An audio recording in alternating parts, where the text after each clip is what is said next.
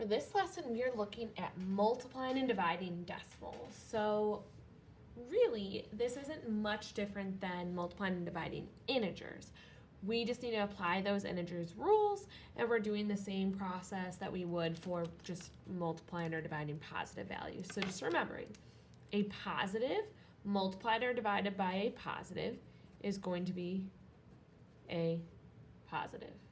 A negative multiplied or divided by a negative is also a positive. So when they are the same, positive and a positive, negative and a negative, it gives you a positive result. A positive multiplied or divided by a negative, or vice versa, will give you a negative. So when they're opposites, it gives you a negative result. So that's all that we have to remember, and then we're applying the normal rules. So first we're looking at multiplying decimals. For some reason, a lot of times you or students want to line up the decimals like they do with adding and subtracting. Technically that can work and you can get the right answer, but these first two steps are actually going to make it a lot easier for you. So what we do is we say to ignore the decimals, and we're rewriting the number as if there are no decimals. So what I'm saying is that you do not need to line up the decimals.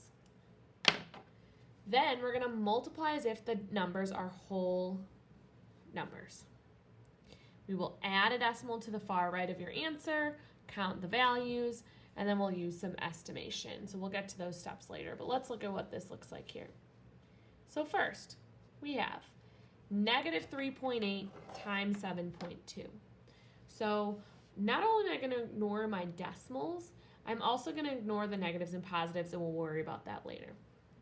So I'm just writing this as 38 times 72.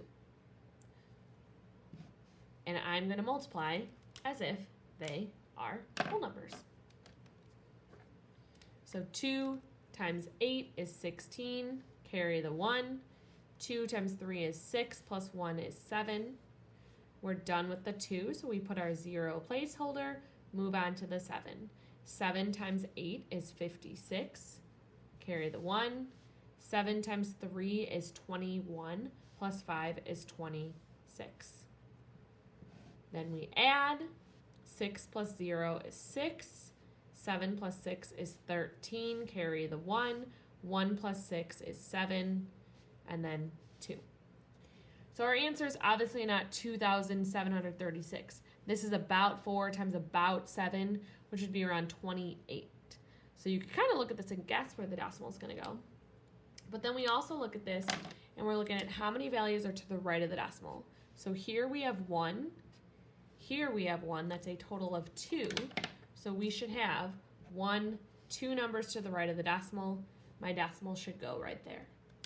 The most common mistake that people make is they will go through and they'll say, okay, I'm doing 3.8 times 7.2, so my decimal lines up there. That is wrong. Don't do that. All right, let's look at number 2. So again, got to go back to this. Now we're looking at our negatives. We have a negative and a positive. A negative times a positive is a negative, so our final answer is negative 27.36, or negative 27 and 36 hundredths. Now looking at number 2.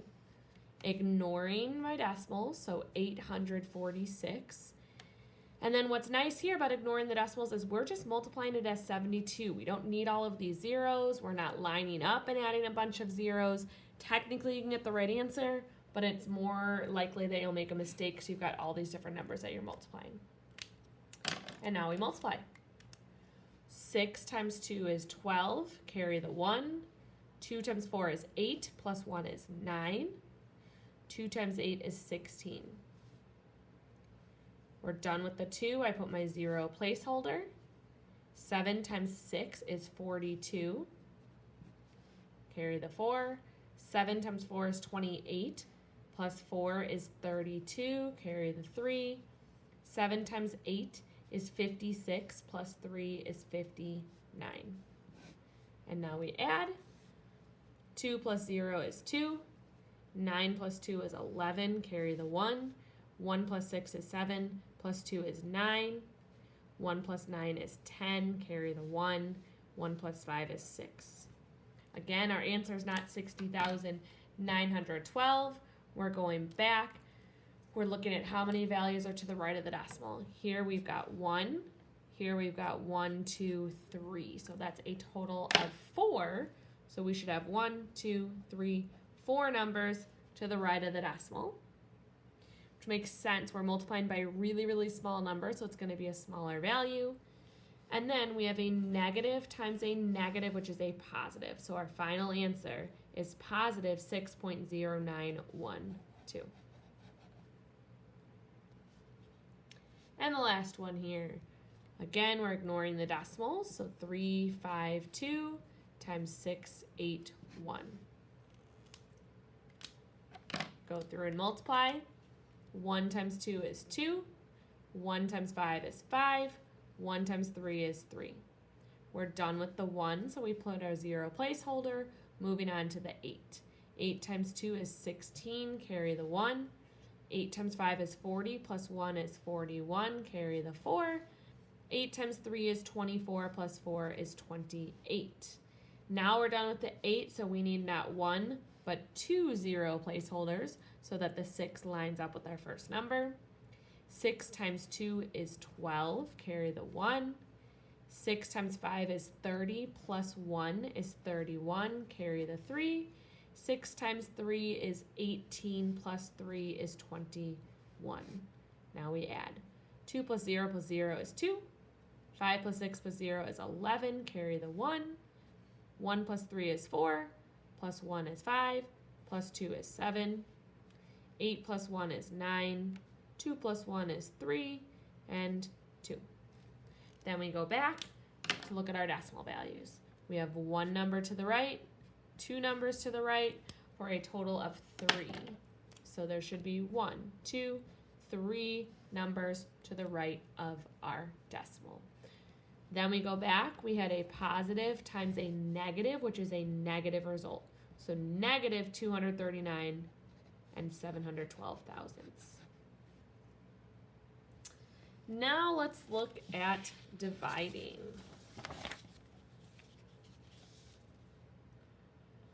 So the biggest thing to know when you're dividing decimals is that the divisor must be a whole number, but the dividend does not have to be a whole number. So that is the most important part. Divisor must be whole. That's what we're dividing by. The dividend does not have to be. Again, just like multiplying, technically you can keep moving it over so they're both whole numbers, but you're just making it more complicated on yourself than you need to. So let's look at practice here. So what that means is these numbers that we are dividing by have to be whole numbers. So this first one, 22 is already a whole number, which means I don't need to change anything when I'm dividing it. I would divide it as 65.03 divided by 22. This second one here, we need this number to be a whole number. So I'm going to move my decimal once to the right to make it a whole number, which means I move this one once to the right. Again, this dividend does not need to be a whole number, so that's going to stay 89.72 divided by 16. We made this a whole number by moving the decimal once. This one, to make it a whole number, we need to move it once, twice. If I moved it twice here, I have to move it twice here. Once, twice.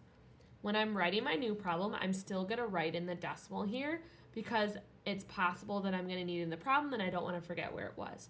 So I'm going to write this as 9,456 with a decimal divided by 12. We don't need that 0 in front anymore. And the last one here, we're moving the decimal once, twice to the right. Do the same thing here, once, twice to the right. When we have this empty space, once we've moved it, we fill it in with a 0. So we would get 7,0,3,4,0 divided by 4. So now let's look at this in action. Let's look at this first one here. Again, what we are dividing by needs to be a whole number. So we are moving our decimal once to the right. We do the same thing here. So our new problem is negative 427.9 divided by 22. Just like with multiplying, I'm going to ignore my negatives for now and we'll come back to it. So I'm doing 427.9 divided by 22.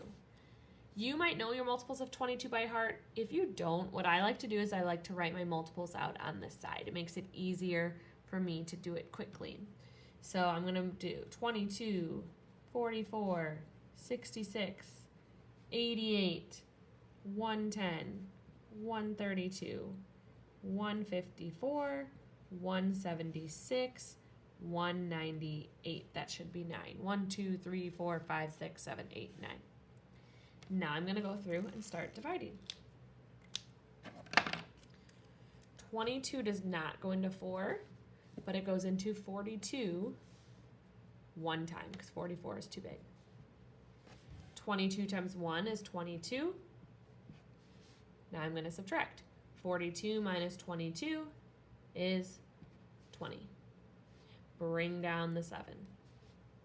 22 goes in 207. 1, 2, 3, 4, 5, 6, 7, 8, 9 whole times. So I put my 9 up here.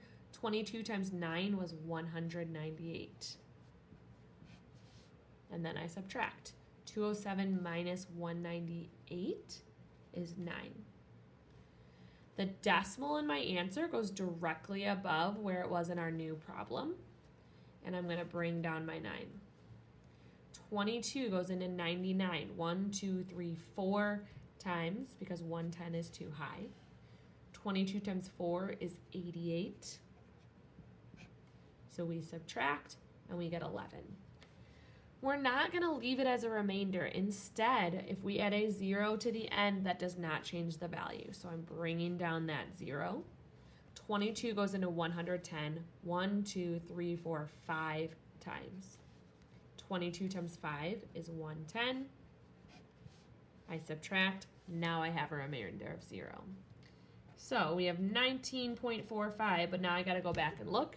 We had a negative divided by a positive, which is a negative result. Sorry, you can't see that. All right, problem number 2. Moving our decimals first. So again, we need the number we're dividing by, our divisor, to be a whole number. So I'm moving the decimal once, twice. There's no decimal here, so I'm going to add 1 in and move it once, twice, which means I'm filling in with 2 zeros. So we have negative 75400 divided by 9.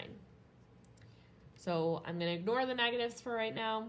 Sorry, divided by negative 9. And plug in here 75400 with our decimal divided by 9. If you want to, right away, put a decimal right above. We put it here. And 9s you might know a little bit better by heart, so you don't have to write them out on the side, but I'm going to just in case. 9, 18, 27, 36, 45, 54, 63, 72, 81. 9 does not go into 7, but it goes into 75. 1, 2, 3, 4, 5, 6, 7, 8 times. 9 times 8 is 72. Then we subtract. 75 minus 72 is 3. Bring down the 4. 9 goes into 34. 1, 2, 3 complete times. 9 times 3 is 27. Then we subtract. 34 minus 27 is 7. Bring down the 0. 9 goes into 70. 1, 2, 3, 4, 5, 6, 7 times, because 72 is too high. 9 times 7 is 63. Then we subtract. 70 minus 63 is 7. We have another 0 to bring down. 9 goes into 70. 1, 2, 3, 4, 5, 6, 7 times. Minus 63 gives us 7. We have a remainder, so I'm going to add a 0. Bring down that 0. 9 goes into 70. 1, 2, 3, 4, 5, 6, 7 times again. And you might notice the same pattern happening over and over again, which means that our decimal 0.7 is going to repeat. So we go back, we're going to write in our answer here, 8377.7 with the bar over the 7. It was a negative divided by a negative, which is a positive result.